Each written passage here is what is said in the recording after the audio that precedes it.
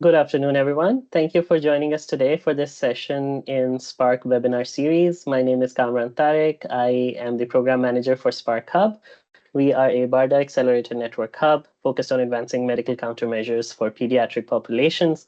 Before we begin, just a few quick housekeeping notes. This webinar is being recorded, but we will stop recording for the Q&A session, so please do not hesitate to ask questions. If you have any questions at any point during the talk, feel free to drop them in the chat. And please use the raise a hand function if you'd like to ask the question directly, and we'll call on you. With that, I'll hand it over to our speaker for today. All right, thank you very much, Kimran. So I'm going to be talking about the importance of early DFX in product development. And if your first question is, what is DFX? I will get into that. At the risk of repeating myself, just in case there's some new folks on the call today, I do want to go ahead and give myself an introduction and give KeyTech an introduction and then get into the meat of the topic from there. So to those returning from prior sessions, welcome back, and to anyone new, welcome, and I hope you enjoyed the topic today. So my name is Will Demore. I'm a senior mechanical engineer and project manager at KeyTech. I've been with KeyTech for 11 years now and have extensive experience in the development of medical devices, mostly in medtech, in both at-home and in-clinic devices, from complex electromechanical capital equipment and disposable design in a few different areas, including thermoregulation devices, migraine therapy, and other things like that. I've got experience from all throughout the product development cycle, from early ideation, brainstorming type stuff, all the way up through design transfer and FDA submission. So any questions you have throughout that whole product development cycle, I should hopefully be able to provide some perspective. And my educational background is in mechanical engineering and engineering management from University of Maryland and Hopkins. So quick background on KeyTech. So we are a product development firm that's located in Baltimore. And we do the development of devices, mostly medical devices, and in a wide variety of verticals in the medical space. So anything from diagnostic devices to medtech equipment to life science equipment, laboratory instruments. We've been in business for 27 years. We've got about 60 engineers and designers in a series of disciplines, a lot of repeat clients, which is always a good sign, 100+ patents, and we're employee owned, which is a cool little tidbit. So this gives you an idea of the kinds of backgrounds we have with people at KeyTech. So I have some exposure to each of these areas for any questions that come up. So mechanical, computer, electrical, and systems engineering, as well as industrial design, human factors, engineering technicians, and quality and regulatory expertise as well. And we work with a wide variety of clients, anything from small startups all the way up through big global medical device manufacturers. And so there's interesting perspective from each of those in terms of how they might approach DFX in design. So I wanted to start today with a primer on just what is DFX, or design for excellence.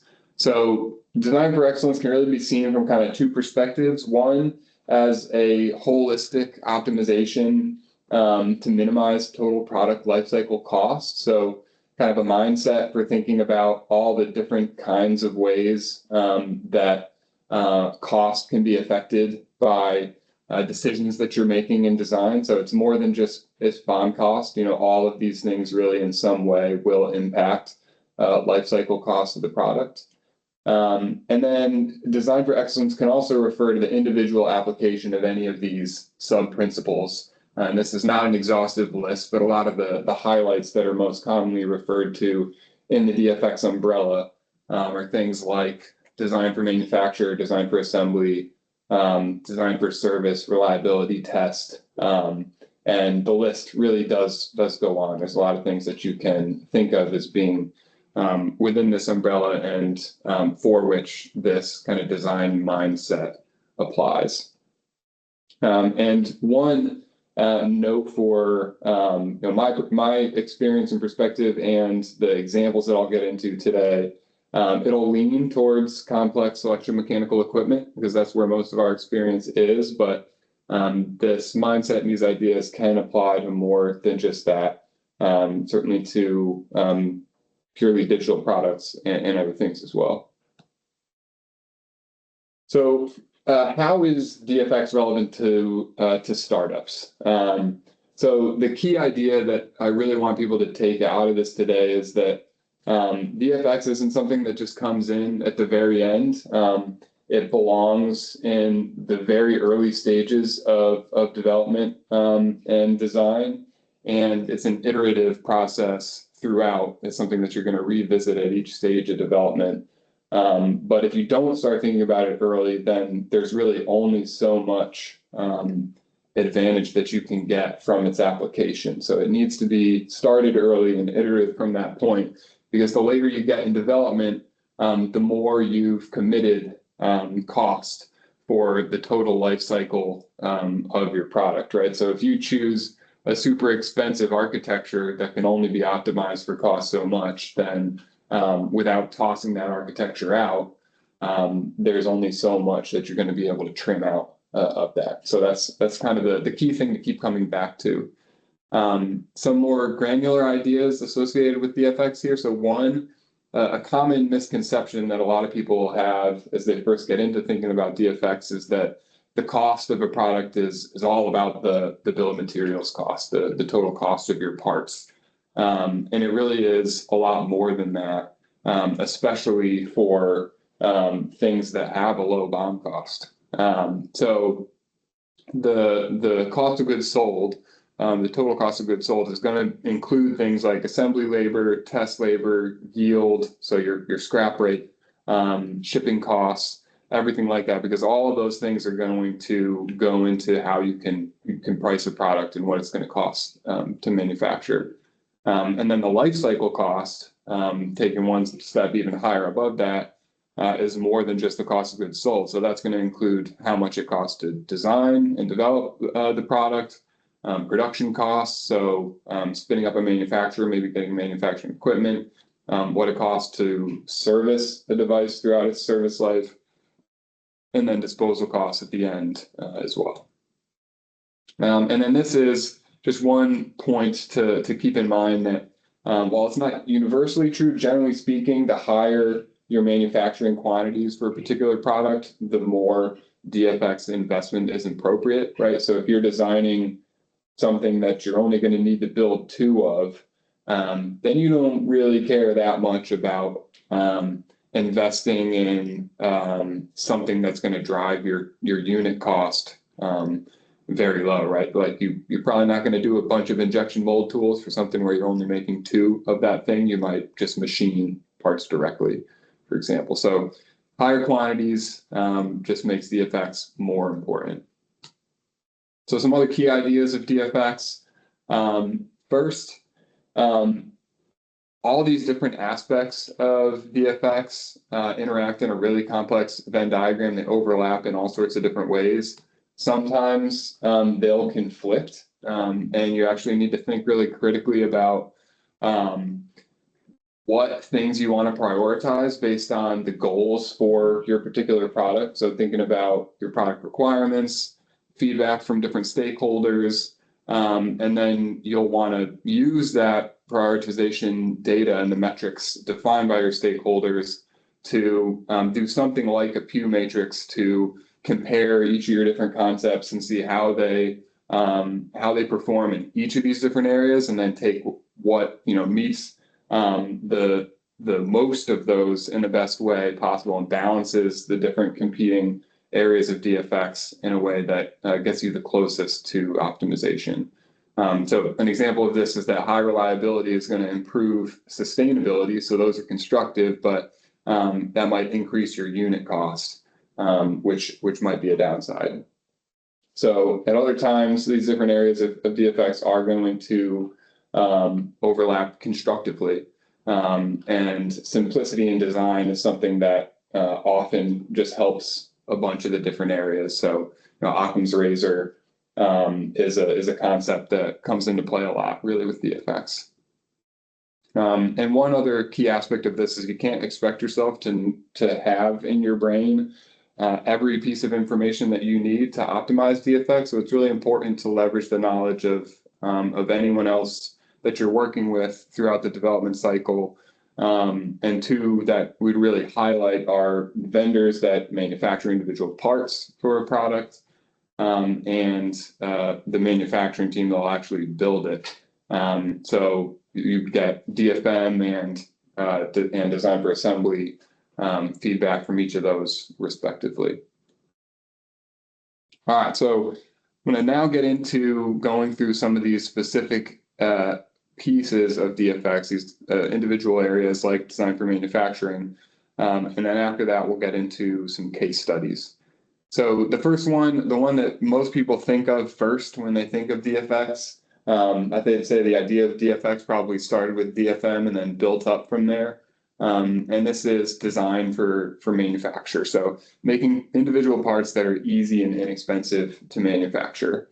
The basis of this is just that exotic components and manufacturing methods are costly both for the individual piece parts, but they also take a lot of design energy to get right. So if you have something that's super sensitive to tolerances, for example, you might need to make that part repeatedly, which is already a costly part, just to get dialed in on your exact fit that you need in a particular product.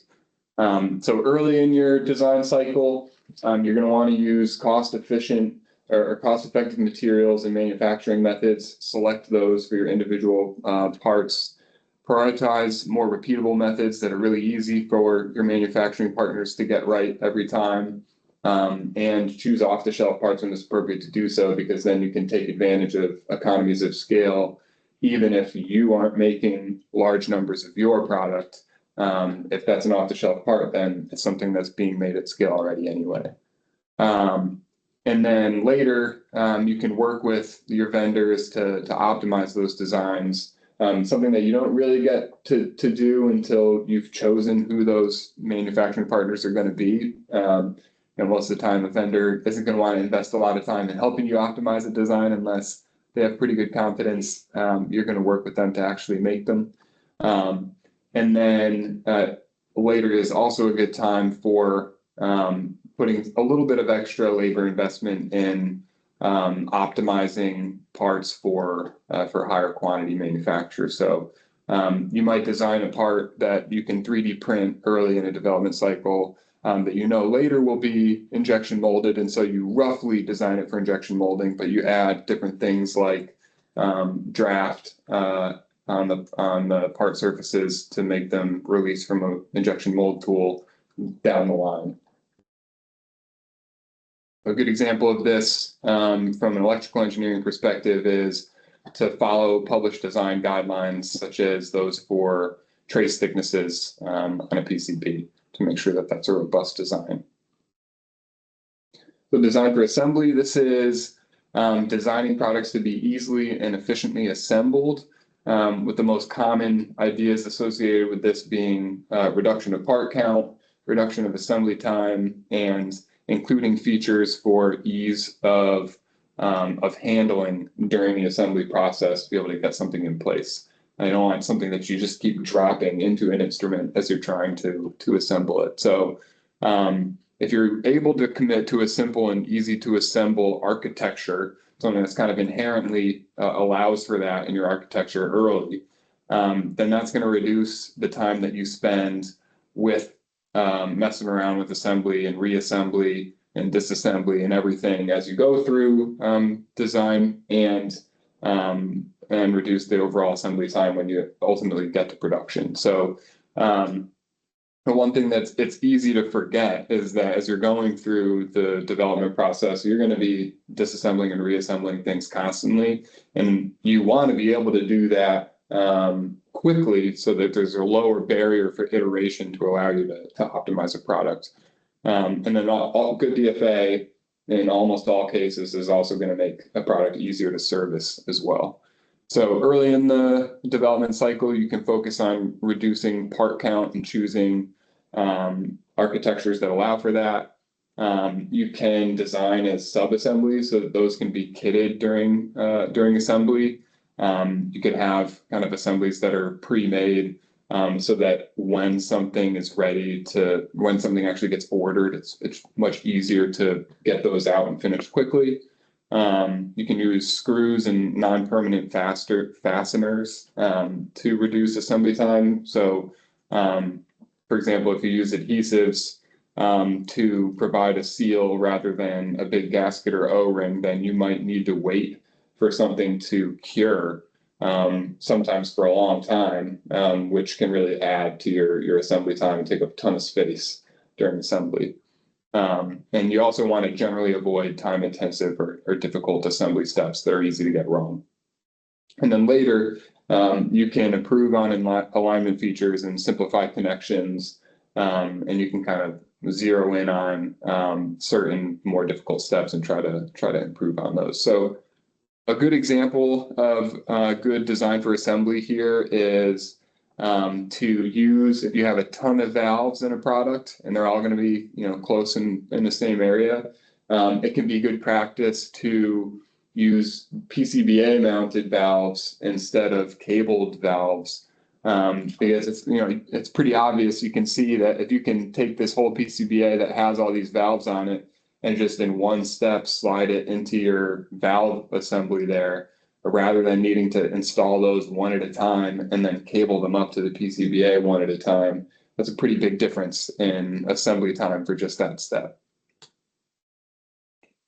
So next one, design for cost. This one really comes back to that idea of it not being just BOM cost, but really being about the cost of goods sold.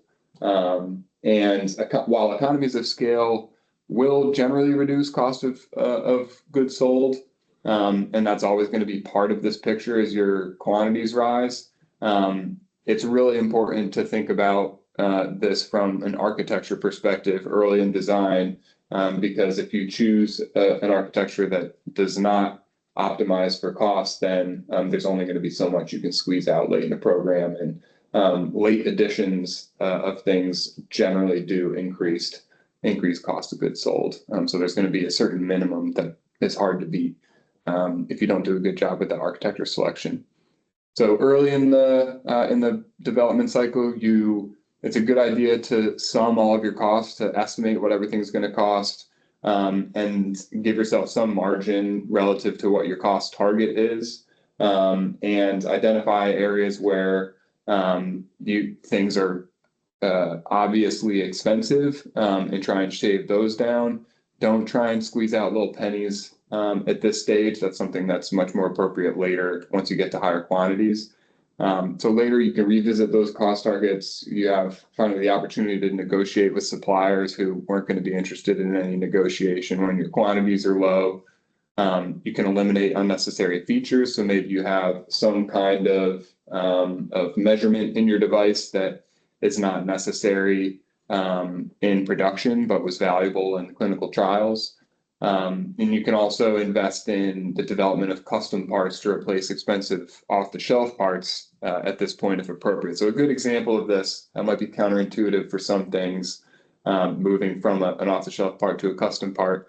A good example from something that I've worked on is if you have a sensor in an instrument that is a off-the-shelf cabled sensor that costs maybe $100, and there's an opportunity to take a board-mounted sensor and make a custom PCBA that you can stick right in an Airstream for less than $10. There's certain risks associated with that, but there's a bunch of design and labor time associated with mitigating. So you might not want to do that during early development, but it doesn't change your architecture to implement that later and maybe shave off tens of dollars at quantity by doing that with a little bit of extra labor investment.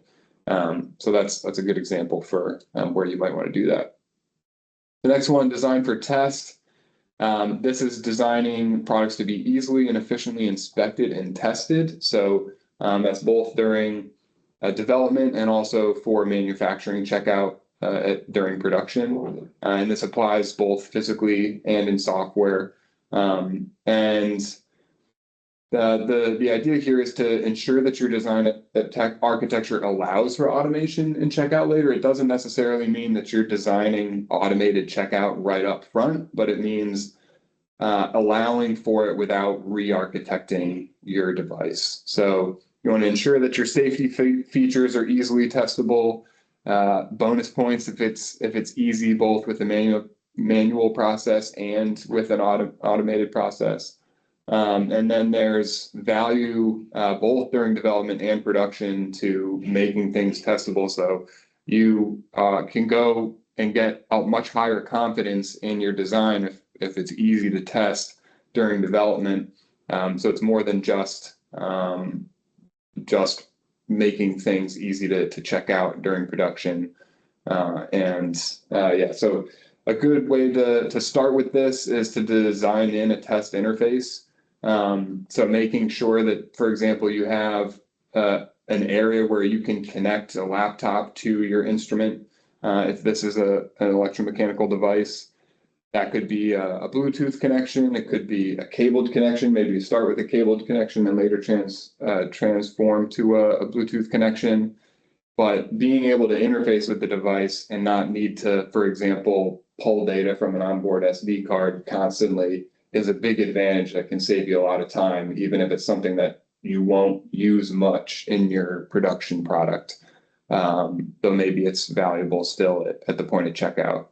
And then later, as you move towards production, you can write custom software to automate your checkout process, and you can also design custom fixtures to be able to test things. This is super common, for example, in design of electronics with things like a bed of nails to put a PCB on, and it just automated runs a bunch of tests to make sure all your components are properly assembled and are working. But that has significant costs associated with it, so you're not going to do that for your first few PCBs. You're going to have an electrical engineer manually inspect that.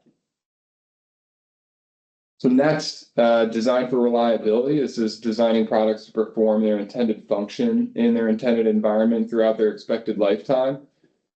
So you want to think critically as early as possible about all the different failure points in your design, and invest in how to limit those both from the architecture and component perspective.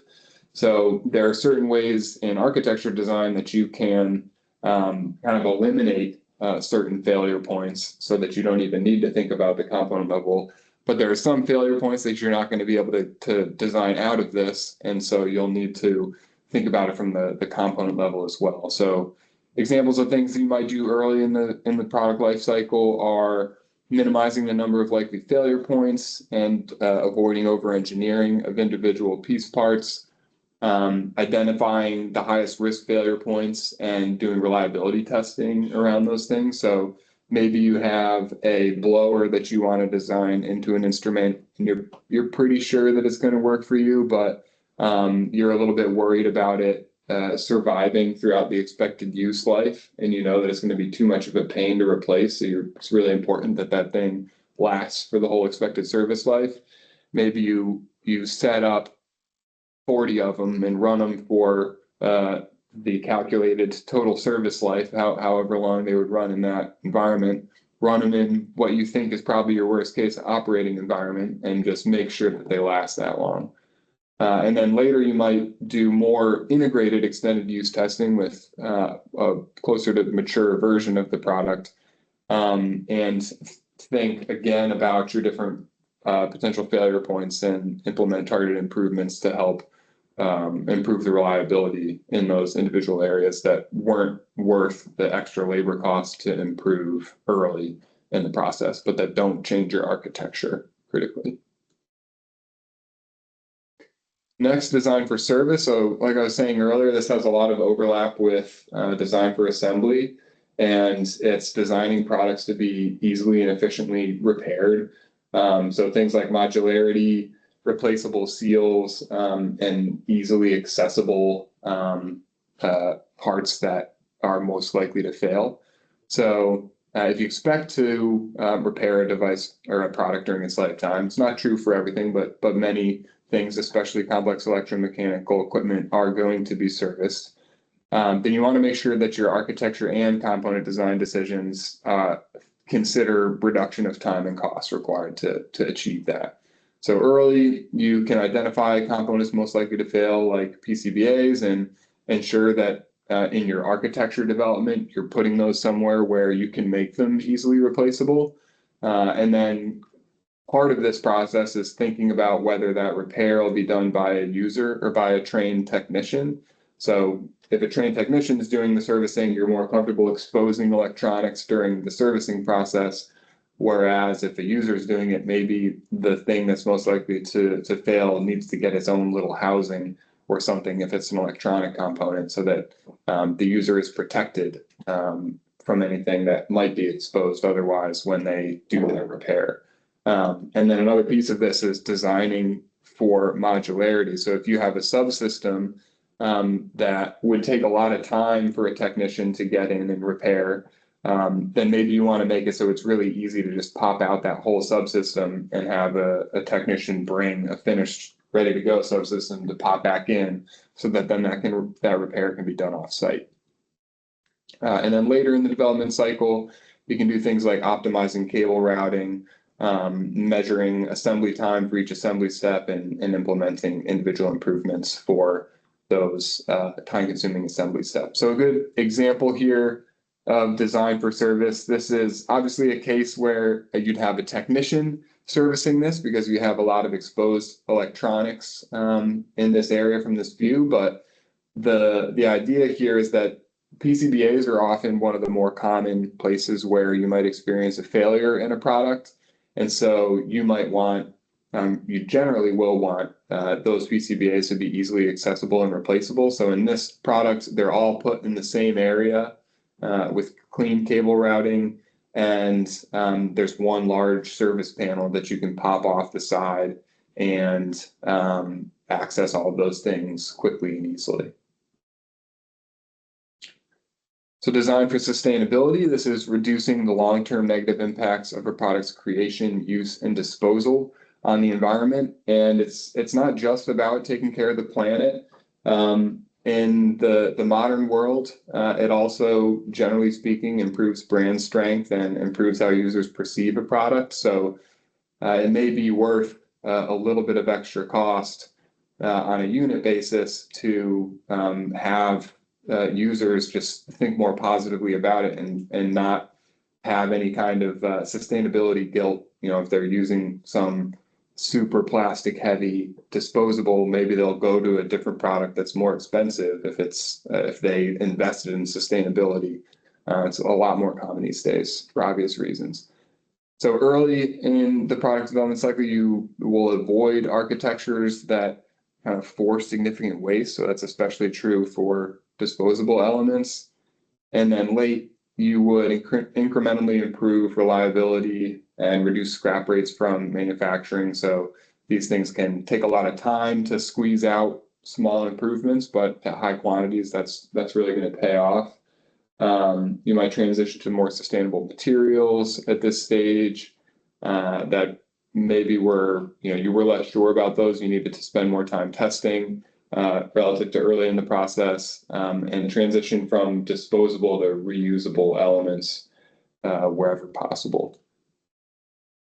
So a good example of sustainable design or versus kind of over-engineering something. So a digital pregnancy test does slightly improve usability, but it's at the cost of adding electronics and a bunch of extra plastic to something that can be achieved with a much simpler strip, and reduce the size of packaging and the cost of transport and everything like that.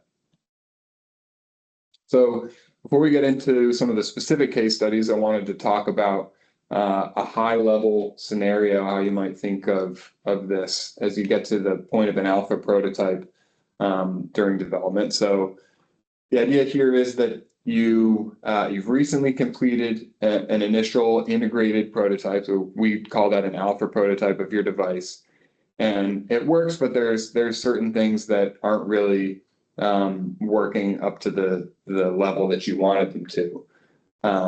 How can you proceed in that case? So there are different cases where each of these different paths are appropriate. So the first path here is to just proceed full steam ahead, just accept a bunch of technical debt and things that you know are going to need to be improved later, that are just not going to fly in the production version of this, but you really need to get to a particular milestone as quickly as possible. This has the potential for cost to snowball later. It's risky. It's likely faster in the near term, but might actually ultimately be slower in the long term.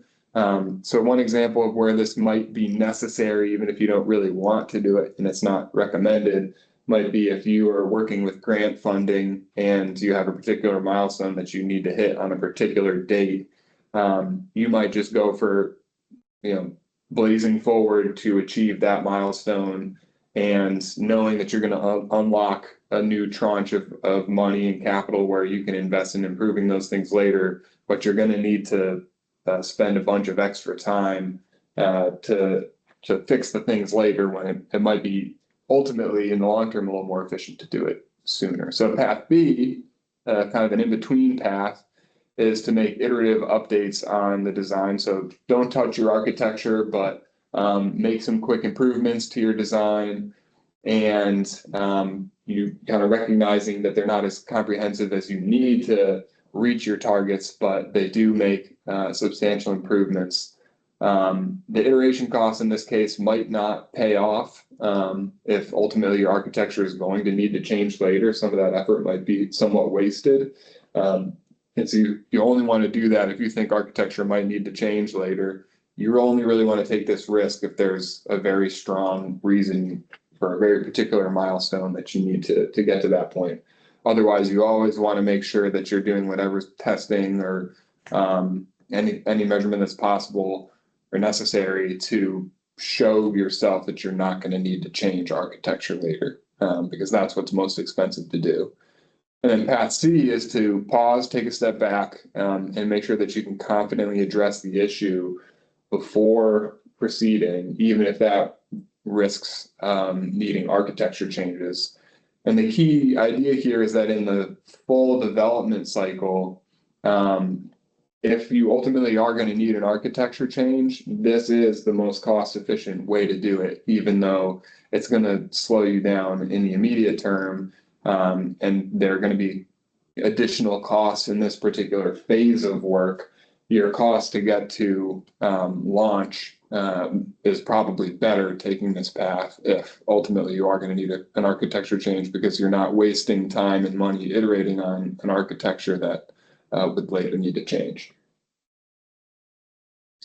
All right, so getting into some of the most interesting aspects of the presentation here, getting into some specific case studies from prior work that Keytech has done. So this is a test bay for an in vitro diagnostic instrument. This is a modular bay that can be slotted into an instrument that can have up to, I think, something like 12 of these bays, anywhere from 3 to 12. And so one area of good DFX is the obvious one. If this is a modular piece of design where if something breaks in this, the whole bay can be popped out and easily replaced and repaired offsite somewhere else. It incorporates features like quarter turn mounting fasteners to allow for that easy modular field replacement of each bay. So obviously if you have a really long screw that with a ton of thread engagement, it just takes a lot longer to screw it in. And if you have a lot of fasteners, that can really add up. In the back there's a PCB mounted board, board-to-board connector. So this is a connector for this bay to the chassis that it gets inserted into. And your serviceability is improved here by not having some more complex cable and that needs to be connected during that process. You've got metal parts that are designed for die casting, which is a good example of design for manufacturing. So you can get pretty complex parts that can get your piece part price significantly reduced at scale relative to machining all of those. So die casted base metal part there. And then an inline disconnect for easier cable routing during assembly and modular replacement of subassemblies. Designing compliance into your clamping mechanism so you don't need super tight tolerances to be able to achieve your requirements. And then just general good design for manufacturing process, like basically satisfying design guidelines for things like injection molded plastic parts. So in this case, we also took the good step of getting the manufacturer involved early and allowing them to provide feedback on the design for assembly and design for test aspects of the device, both so they can get familiar with things early, so that transfer to manufacturing and ramp up manufacturing happens quickly and seamlessly later in the cycle, but also so that they kind of get invested in the process. And that they're going to be happy with it as soon as they take it over. That's always just helpful for the relationship as well. And you want to take advantage of their knowledge. So another example is this migraine therapy device. So some specific DFX techniques that we use during the development of this system. During design, we selected an architecture that supports fast assembly. So there's a lot going on in this, but it only takes between 1 and 2 hours to assemble, which is an assembly time that we're really happy with. It implements features for automating checkout. So I have a cool video on the next slide of one automated checkout tool that we designed for this that took a lot of the manual aspects of checkout out of it. We pre-bought critical components to mitigate supply chain risks. So we did this development during COVID when there was all sorts of supply chain issues. And so we pressed to identify what those critical components we were designing around were, the off-the-shelf components early, so that we could buy 200-300 of those to carry us through clinical trials so we weren't sensitive to things going out of stock. We also solicited feedback from our contract manufacturing and vendor partners for DFM and DFA advice. And we determined a PCBA test strategy with the selected CM that made sense for our initial low volumes, but ultimately would plan to go to a bed of nails or ICT fixturing type approach in volume production, but that can take or cost $50K to develop that fixture, so it just doesn't make sense when you have lower quantities.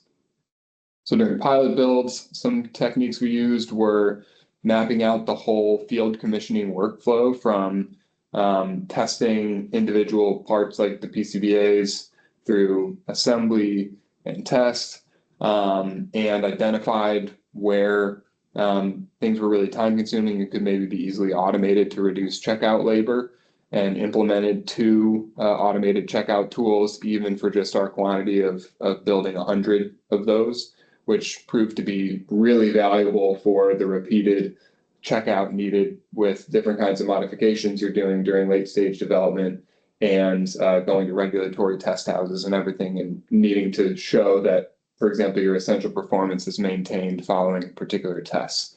So one of those things that we automated was an essential performance testing tool. Another example is designing or using a battery-powered programming pod for hands-off MCU programming, so you're not tied to a laptop for programming devices, and soliciting feedback from the vendors on assembly and checkout procedures, again, at this process. So that's iterative as they're getting more hands-on experience, they're going to have more feedback for you, and you want to solicit that and make sure you can incorporate it as early as possible. And then during production builds, we supported those builds, did kind of over-the-shoulder monitoring of that to make sure we could help wherever we could, and updated documentation and software throughout with a change control process, post-design freeze, and maintained a design transfer list record of files so that kind of we could look at that and know or monitor the fact that the CM is using all the most up-to-date versions of those assembly and checkout equipment. So here I want to play a video. This is one of our automated checkout tools. This is for hardware checkout on that instrument. So all of these steps could be done manually, but in this case, we were able to just design an instrumented tube set that had 3 different calibrated sensors in it that would connect to the front of the device. And then we could just run this as communicating via Bluetooth with the instrument and running through a whole series of checks. And it takes into account both the measurements on board the device and in that calibrated instrumented tube set to compare different things, check different safety features, make sure that all your critical components are working, and it can tell you if a particular test fails, and you have something that needs to be checked or fixed. And so this saved a ton of time, even up to the point now where we're still in clinical trials. The development of this has already paid for itself, and that's even before getting to higher volume manufacturing.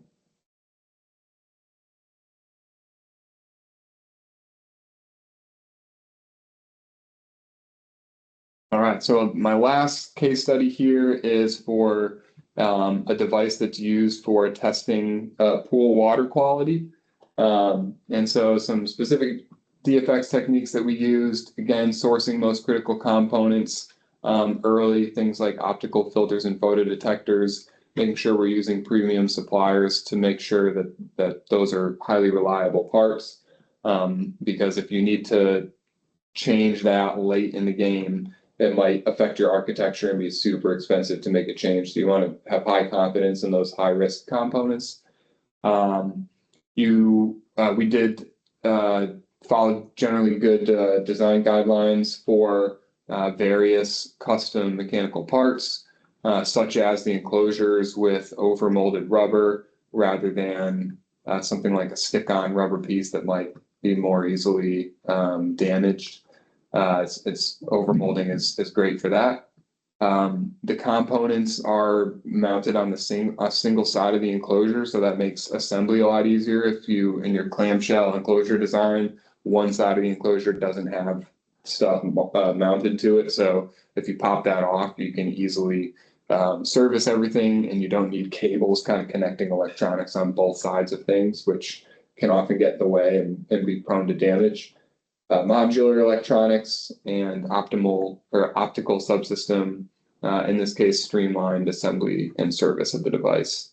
Then during the verification builds, the team developed an engineering tool to push firmware updates to devices a lot more quickly, and to send test files back to devices, so it's not time consuming to get data from a bunch of testing.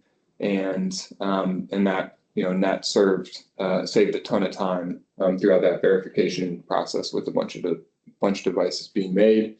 And then during production, we helped establish manufacturing processes with the CM, develop checkout tools to reduce assembly and checkout time, and created custom fixtures to make that process more repeatable and reduce mistakes during the assembly and checkout process. And then it can also come in during sustaining engineering. So after product launch, Heatech was involved to help improve on certain components. So in this case, some custom LEDs to get a more consistent emission profile and get better performance and need to service things less. And then also assess a batch of non-compliant displays to improve manufacturing yield as well.